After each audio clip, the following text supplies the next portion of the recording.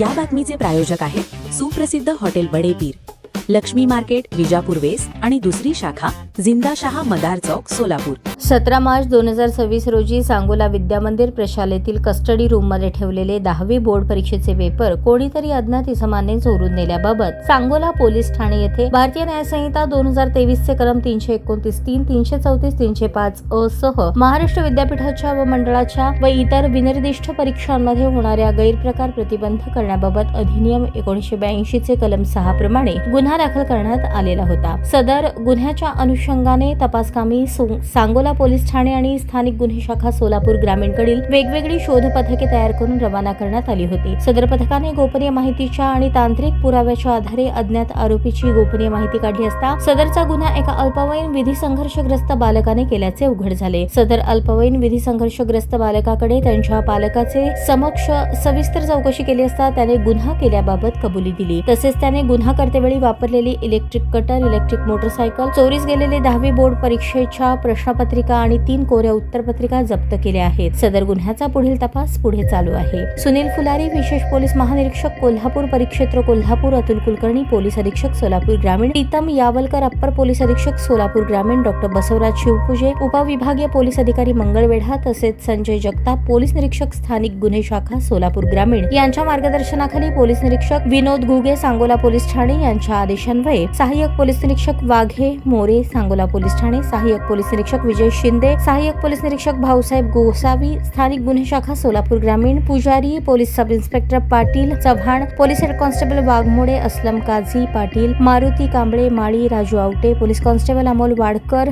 Ramesh Suryawanshi, police Naik Irkar, police constable Waghmode यांनी या गुन्ह्याच्या तपासात सहकार्य केले असून अधिक तपास सहाय्यक पोलीस निरीक्षक मोरे हे करत आहेत।